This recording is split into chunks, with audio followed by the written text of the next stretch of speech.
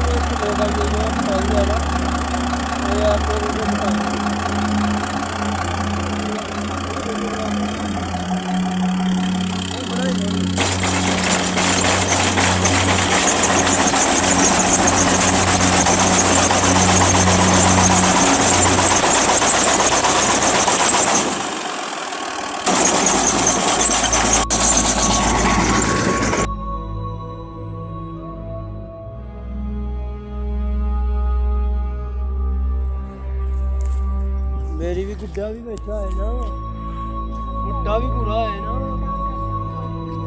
थले ले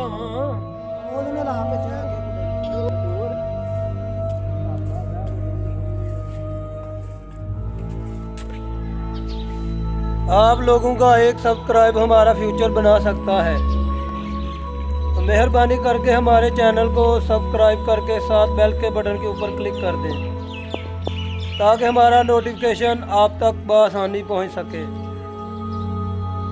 पाकिस्तान जिंदाबाद। अल्लाह।